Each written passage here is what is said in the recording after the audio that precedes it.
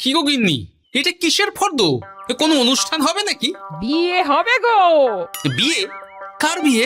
ভগবান শিবের সাথে দেবী পার্বতীর বিয়ে। সামনে শিবরাত্রি, মনে নেই? হ্যাঁ, তা মনে আছে, কিন্তু এই ফর্দটা কি জন্য গিন্নি? আমি শিবরাত্রির দিন বিকেলে বাবার মাথায় দুধ ঢালতে যাব, তাই তোমাকে আগে থেকে লিখে দিলাম কি কি লাগবে। সব আগে আগে নিয়ে আসবে। হ্যাঁ, দেখি কি লেখা আছে। দুধ 1 সের, গঙ্গা জল, নারকেল, ঘি, মধু, দই, সন্দেশ, রসগোল্লা, আকন্দ ফুলের মালা, ধূপ, মোমবাতি, 108টা বেলপাতা, ধূত্র ফুল, নীলকণ্ঠ ফুল, লাল পাড়, সাদা পাটের শাড়ি। ওরে বাবা, এত কিছু! হুম, এখন ওরে বাবারে মারে কিছু চলবে না, চলবে না। আর আগে থেকে লিখে দিয়েছি, আমি কোনো বায়না শুনবো না। হ্যাঁ, যদি না নিয়ে আসো তাহলে কিন্তু চলে যাব। হ্যাঁ, বলি, শিবরাত্রির দিন তো মেয়েরা বাবার মাথায় দুধ জল ঢালে বাবার মতন স্বামীর কামনায়। তা আমি তোমার স্বামী তো উপস্থিত, তাই এত কিছু। তোমার মঙ্গল কামনায় গো। তুমি আর বাড়তি কথা বলবে না, যা বলেছি সেদিন নিয়ে আসবে। হ্যাঁ, বেশ বেশ, ঠিক আছে বাবা, ঠিক আছে। তাহলে আমি এখনই যাই, সব দোকানে দোকানে বায়না করে আসি। সেদিন তো এইসব জিনিসের চাহিদা তুঙ্গে থাকে। হ্যাঁ, তা যাও, সেটাই বুদ্ধিমানের কাজ হবে। হ্যাঁ,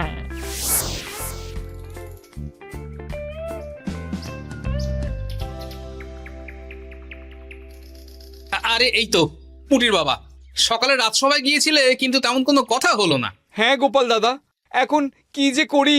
ঠিক আছে ঠিক আছে, আমি দেখছি কি ব্যবস্থা করা যায়, বুঝলে। ঠিক আছে গোপাল দাদা, একটু দেখো, বুঝতেই তো পারছো অভাবের সংসার। হ্যাঁ হ্যাঁ, কোনো চিন্তা করো না।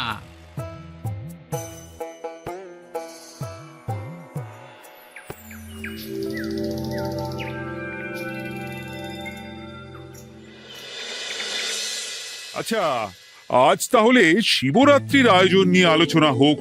মহারাজ, এসব নিয়ে আপনি চিন্তা করবেন কেন? আরে আমার মতন একজন মন্ত্রী থাকতে আপনার মাথা ঘামানোর কোনো দরকারই নেই। না না মহারাজ, একদম মন্ত্রী মশাইকে দায়িত্ব দেবেন না। উনি প্রত্যেকবার দায়িত্ব নিয়ে সব তালগোল করে দেন, আর সব শেষে বলেন আমার ভুল হয়ে গেছে, আমাকে ছেড়ে দিন। এই গোপাল গোপাল, একদম বাজে কথা বলবে না। আমি এখন ভালো হয়ে গেছি। ভালো না কালো? মহারাজ মহারাজ, আপনি আমাকে দায়িত্ব দিন, আমি সব সামলে দেব। সব কাজ সবাই মিলে করলেই তো ভালো। পুজো পাঠের দায়িত্ব আমার, বাকি আমি জানি না। সে ঠিক আছে, কিন্তু পুজোর জোগাড় অনেক দায়িত্ব, সব হিসেব করে কেনাকাটা করতে হয়। সবচেয়ে বড় ব্যাপার, তার জন্য সৎ হতে হয়। আমি কি অসৎ নাকি? আমি সব দায়িত্ব নেব। না, আমি নেব। আমি নেব। আমি। আহ, চুপ চুপ, একদম চুপ।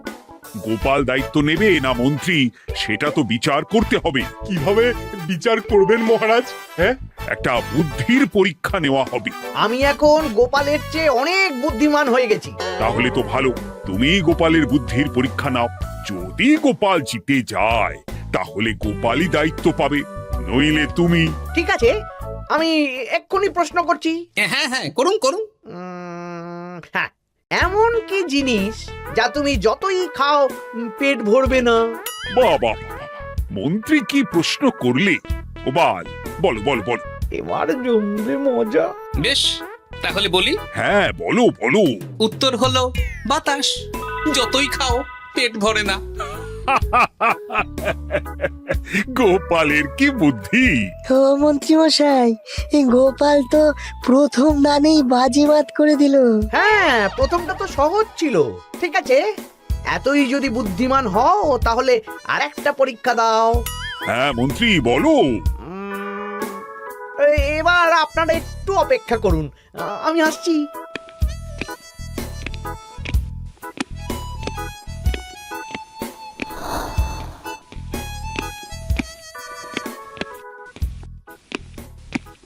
এই তো মন্ত্রী এসে গেছে, আবার হাতে একটা খাঁচা।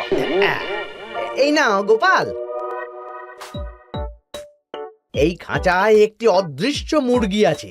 তুমি যদি বুদ্ধিমান হও তবে এর মাংস রান্না করে আজ নৈশভোজে মহারাজকে খাওয়াতে হবে। যদি না পারো, দায়িত্বের দও পাবে না। বেশ, তাহলে দিন, আমি রাতেই আসছি, রান্না করে নিয়ে আসছি। আপনারাও সবাই হাজির থাকবেন কিন্তু।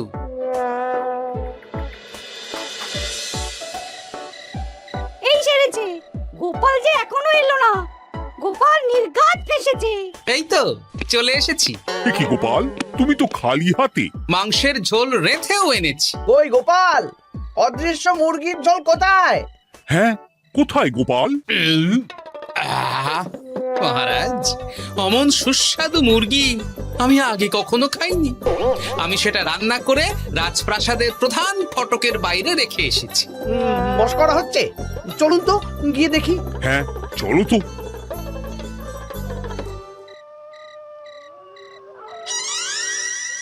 এ কি, এখানে তো কিছুই নেই, আমি তো দেখতে পাচ্ছি না। কই, আমরা তো কেউ কিছু দেখতেই পাচ্ছি না।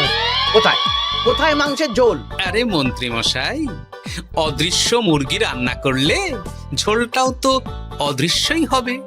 আপনি দেখতে পাচ্ছেন না, মানে আপনার মনে পাপ আছে, নইলে আপনার চোখের সমস্যা। মহারাজ তো ঠিকই দেখতে পাচ্ছেন, তাই না মহারাজ? এই রে, গোপাল তো মোক্ষম জবাব দিয়েছে। হ্যাঁ হ্যাঁ, চমৎকার ঘ্রাণ বেরোচ্ছে। মন্ত্রী, তুমি দেখতে পাচ্ছ না কেন? ইয়ে না, মানে ঠিক আছে, ঠিক আছে, পাচ্ছি, দেখতে পাচ্ছি। একটু ঝাপসা লাগছে, মনে হয় চোখ দেখাতে হবে। তার মানে গোপাল তো মন্ত্রী মশাইকে পর দুবার হারালো। আর একটা সুযোগ দিন মহারাজ, শেষ সুযোগ। বেশ, দিলাম। গোপালের কিন্তু বিশাল বুদ্ধি। মন্ত্রী, দেখো তো তুমি পারো কিনা, আর এটাই শেষ সুযোগ। মহারাজ, গোপাল যদি এতই বুদ্ধিমান হয়, তবে ও কি বলতে পারবে কাল ভোরে আমার মনে প্রথম কোন চিন্তাটা আসবে? এটা তো খুবই সহজ কথা।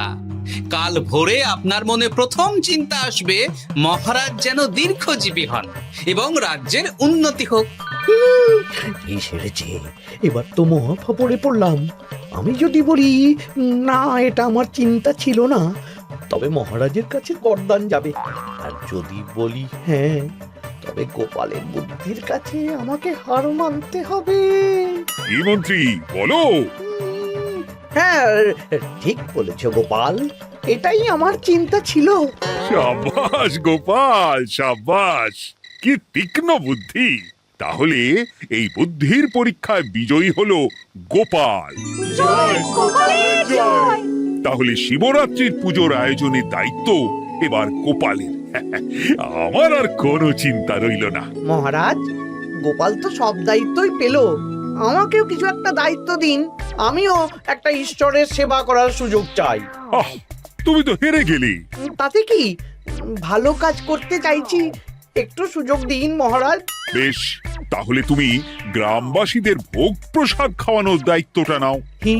ধন্যবাদ মহারাজ। হ্যাঁ মন্ত্রী, মিলেমিশে কাজ করো, কিন্তু ঝামেলা করো না। না না, আমি সুষ্ঠুভাবে পালন করব। ঠিক আছে মন্ত্রী মশাই, তাহলে ওইটুকুই করুক, কিন্তু আমার কাজে কোনো বাধা দিতে আসবেন না। না না না, তোমার কাজে কোনো বাধা আসবে না। আমি ভোগ প্রসাদ বিতরণ, খাওয়া দাওয়া, এই সব ব্যাপারটা দেখব।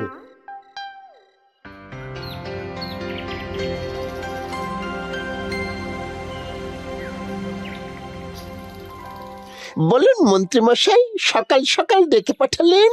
শোন বটা ঘটা, এবারে শিবরাত্রি উপলক্ষে যে ভোগ প্রসাদ জনগণের উদ্দেশ্যে বিতরণ হবে, তার পুরো দায়িত্বই আমার। তাতে কি, মহারাজ আয়োজন করেন আর সব রাজ্যবাসী বিনামূল্যে খেয়ে যান। সেই প্রথা এতদিন চালু ছিল, কিন্তু এবার একটু অন্যরকম হবে। কিরকম কিরকম?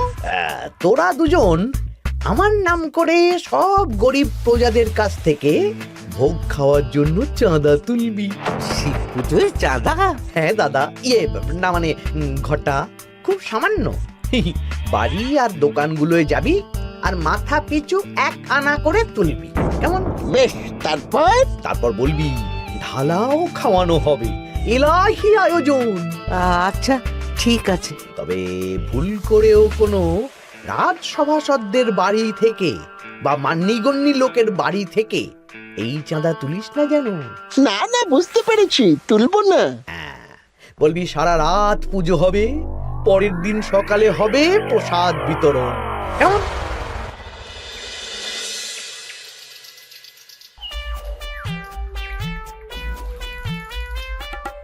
বলা, এবারে শিবরাত্রি উপলক্ষে যে পূজা হবে তার ভোগ প্রসাদ খাবে তো? নিশ্চয়ই নিশ্চয়ই। এবারে সব দায়িত্ব মন্ত্রী মশাইয়ের, এলাহি আয়োজন। তা তোমাদের বাড়িতে কতজন সদস্য? আমি আর আমার গিন্নি দুজন। তাহলে দুয়ানা দাও, এক আনা করে দুজন। আবার অর্থ দিতে হচ্ছে? হ্যাঁ, এলাহি আয়োজন, তাই এই সামান্য অনুদান। আচ্ছা বেশ, এই নাও, এই নাও দুয়ানা। চিন্তা করো না ভোলা, এমন খাওয়ানো হবে না। রাতের বেলা শিব পুজো আর পরের দিন সকালে জীব পুজো। বাবা বাবা বাবা, সব দোকানে দোকানে আমি যাচ্ছি, আর তুই লোকজনের বাড়ি বাড়ি যা। বেশ। রে, কত হলো? অনেক হয়েছে মন্ত্রী মশাই, এই দেখুন। বাবা বাবা বাবা, এক আনা করে নিয়েই তো থলে ভরে গেছে। হ্যাঁ, এবার হবে মাছের তেলে মাছ ভাজা। মহারাজও ভোগের আয়োজনের জন্য আজকে মোহর দিয়ে দিয়েছেন। তার মানে তো আপনার মুনাফাই মুনাফা, লাভই লাভ। আমাদেরকেও কিছু দিন। দেব দেব, এখনো কাজ বাকি আছে।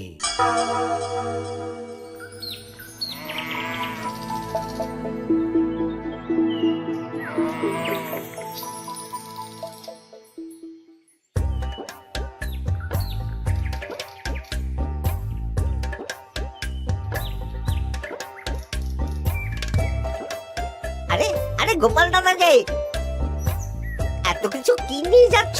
এই তো শিবরাত্রির পুজো উপলক্ষে দশকর্মার বাজার রাজবাড়ি নিয়ে যাচ্ছি। এবারে তো এলাহি ভোগের আয়োজন, রাতের বেলা শিব পুজো আর পরের দিন সকালে নাকি জীব পুজো। মন্ত্রী মশাই দায়িত্ব নিয়ে খাওয়াচ্ছেন। না না, খাওয়ার আয়োজন তো এমন কিছু নয়। আমি যতদূর জানি ওই খিচুড়ি, আলুর দম, ছেঁচড়া, পায়েস, চাটনি আর একটা করে মিষ্টি।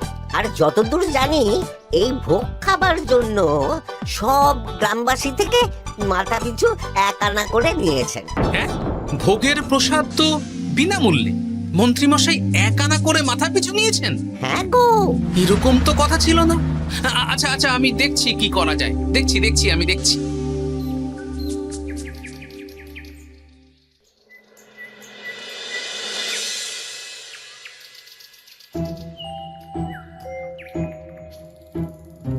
ভায়া, বলছি তোমার কাছে মন্ত্রীমশাই এসেছিলেন? হ্যাঁ, চালের বায়না করে গেলেন। তা কি চালের বায়না করলেন? খুবই সাধারণ চাল, আমার দোকানে সবচেয়ে কম দামি চাল বলতে পারো। সে চাল তো আমি পুজোর দিন পাঠিয়ে দেব বলেছি। আচ্ছা, কেনাকাটার রসিদপত্র? না না, সেসব হয়নি, শেষে দেব। শোনো, মহারাজের আদেশ, মন্ত্রীমশাই যে চাল বলেছেন তার থেকে 5 গুণ উৎকৃষ্ট মানের চাল দেওয়া চাই। যে চাল রাজা বাদশারাও খুব কম খান, সবচেয়ে দামি চাল। আচ্ছা, আর ডাল? ওটাও 1 নম্বর মানের সোনামুখ দেবে। বেশ। মন্ত্রীমশাই যা যা বায়না দিয়েছেন পরিমাণ এক থাকবে, শুধু জিনিসপত্রের মান বাড়বে। ঠিক আছে? আচ্ছা ঠিক আছে। আর একথা মন্ত্রীমশাইকে জানানোর দরকার নেই, শুধু মোহরটা ওনার কাছ থেকে আদায় করে নিন। যেদিন খাওয়ানো হবে সেদিন বিকেলে যাবে, মানে শিবরাত্রির পরের দিন বিকেল। বেশ। নাও ধরো গিন্নি, যা যা বলেছিলে সব কিনে এনেছি। এবার আমি মন্দিরে গেলাম, কেমন? ঠিক আছে গো, তুমি কি ভালো। দীক্ষেতা, চললাম এখন ভিড় সামলাতে।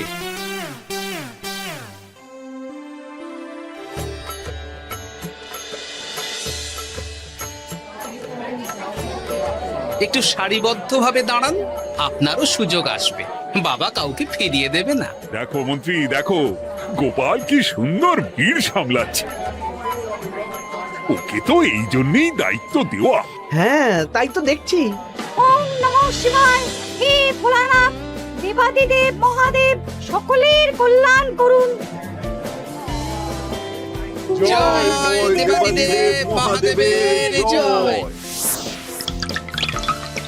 হে ভোলেনাথ মহেশ্বর, মঙ্গল করো বাবা। জয় বাবা ভোলাদেব মহেশ্বরের জয়। তা তোমার শরীর এখন কেমন? এই তো বেশ ভালো আছি। সবই তোমার জন্য। তুমি না সাহায্য করলে ওই ওষুধ আমার পেটেই পড়তো না। না না, আমি তো নিমিত্ত মাত্র, সবই মহাদেবের ইচ্ছে। জয় বাবা মহাদেবের জয়। চলি গো। কাল ভোগ খেতে তাড়াতাড়ি চলে এসো।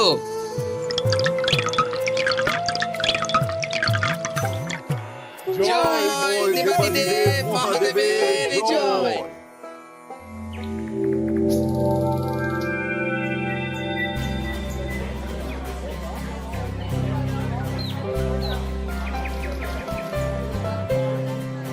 সত্যি মন্ত্রী মশাইয়ের ভোগের প্রসাদ পেয়ে মনটা ভরে গেল।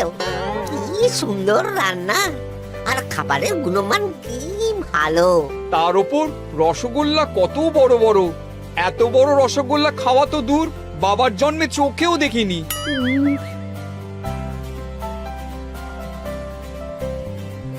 এই সেরেছে।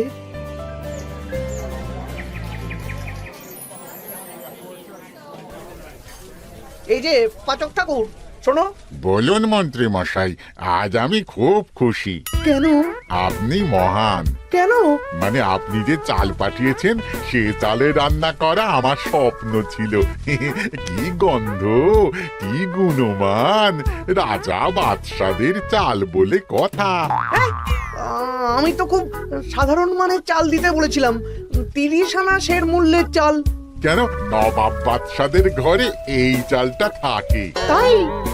কোথা থেকে এলো? কেন, চালের দোকান থেকে এসেছে। মিষ্টিও দারুণ, রসগোল্লা তো নয়, যেন যেন একেবারে বড় বড় রাজভোগ। কি আকার, কি গুণমান, কি স্বাদ। আহা, দেখুন দেখুন দেখুন। বাবা, ভোলা এত বড় রসগোল্লা দিয়েছে। ঠিক আছে, যা হচ্ছে হতে দে। আমি তো চিন্তায় পড়ে গেছি।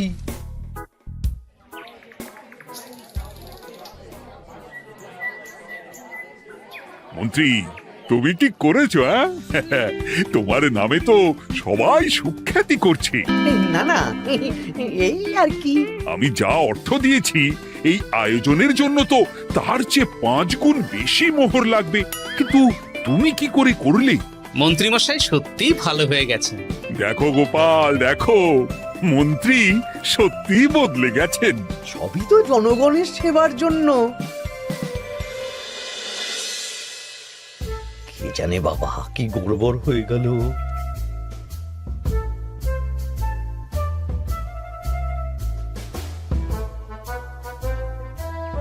মন্ত্রী মশাই, বকেয়া পাওনা নিতে এলাম। আপনার মোট হয়েছে চালের 350 মোহর, মুগ ডালের 250 মোহর, আর মশলাপাতি 100 মোহর। হ্যাঁ, বলো কি? মন্ত্রী মশাই, ওই আপনার মোট বকেয়া 300 মোহর। আর আমার এই 150 মোহর। হ্যাঁ, চলুন মহারাজ, একটু মন্ত্রীমশাইয়ের বাড়ির দিকে ঢু মেরে আসি। চল। চলুন, ওনাকে গিয়ে ধন্যবাদ জানিয়ে আসি। এই না না না, আরে আরে আমি কি করে দেব? আমি কি চন্দ্রমুখী আলু দিতে বলেছিলাম? আমি কি করে দেব? না না, ও আপনাকে দিতেই হবে। হ্যাঁ, কি বলছো মন্ত্রী? তুমি এত ভালো কাজ করেছো, এত বড় মুখ করে সকালে বললে যে সবই জনগণের সেবার জন্য। আরে আমি কিভাবে জানবো যে এত খরচ হয়ে যাবে? কেন মন্ত্রীমশাই, আপনি তো গ্রামবাসীদের থেকে অর্থ নিয়েছেন, মাথা পিছু 1 আনা করে। হ্যাঁ, মানে এসব তো কথা ছিল না। এই সেরেছে, গোপাল কি করে জেনে গেল? এসব কথা কি আর চাপা থাকে? আর সেই জন্যই তো আপনি ভালো মানের খাবার খাইয়েছেন। সত্যি তো, যে মানের খাবার খাওয়ানো হয়েছে তা কৃষ্ণনগর কেন, আশেপাশের কয়েকটা নগরের লোকও এই জিনিস চোখে দেখেনি, আর তাই তুমি অর্থ আদায় করেছো। না মানে, আমি বুঝতে পারছি না, আমার অনুমতি ছাড়া এগুলো হলো কি করে? মন্ত্রী মশাই, বকেয়া পাওনা দিন, নইলে খারাপ হয়ে যাবে বলে দিচ্ছি। হয়ে গেল, আমি ভিখারি হয়ে গেলাম। অগিন্নি, মোহরের থলেগুলো নিয়ে এসো, গয়নাগাটি নিয়ে এসো। আমাকে পথে বসিয়ে দিল। কে কে আমার এত বড় সর্বনাশ করলো? আমি মন্ত্রী মশাই, আমি। আপনি যখন চাঁদা তুলে ভালো খাওয়াতে চাইছেন, তাই সবচেয়ে ভালো খাওয়ানোর ব্যবস্থা করে দিলাম, তাও আবার আপনার ঘাড় ভেঙে। আমার সর্বনাশ হয়ে গেল।